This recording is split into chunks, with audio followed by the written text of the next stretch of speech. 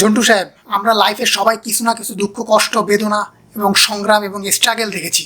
তো আপনি আপনার জীবনে কি কি সংগ্রাম দেখছেন, দুঃখ কষ্ট দেখেছেন, সেটা আমাদের দর্শকদের উদ্দেশ্যে আজকে একটু শেয়ার করেন। একটা সময় এমন ছিল যখন 3 দিন আমাদের বাসায় কোনো রকম খাবারের ব্যবস্থা ছিল না, কারণ বাবা 5 স্টার হোটেলে একটা টেবিল বুক করেছিল। আমরা সেখানে যেই খাবার খেতাম। স্কুল লাইফ কেমন ছিল আপনার? কোনো স্কুলে ভর্তি হওয়ারই সামর্থ্য ছিল না, কারণ টাকা পয়সার অনেক সমস্যা ছিল।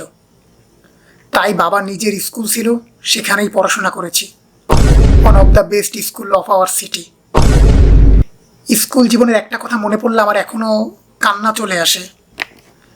টিফিন টাইমে আমার সকল বন্ধুরা ক্যান্টিনে বসে সিঙ্গার আর সমোসা খেত, আর আমি একা বাবার এসি রুমের এক কোনায় বসে বার্গার আর স্যান্ডউইচ খেতাম।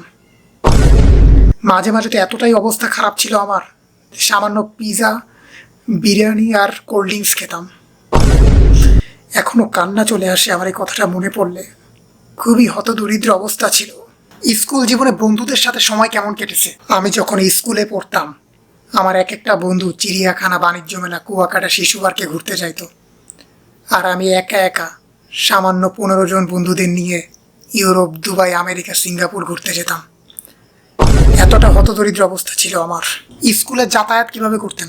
যখন স্কুলে পড়তাম তখন দেখতাম আমার সকল বন্ধুরা কত আরামে, কত মজা করে অটোতে করে, ভ্যানে করে, রিক্সায় করে স্কুলে যাচ্ছে, আর আমি একা একা কষ্ট করে বাবার বিএমডাব্লিউতে বসে বসে স্কুলে যেতাম।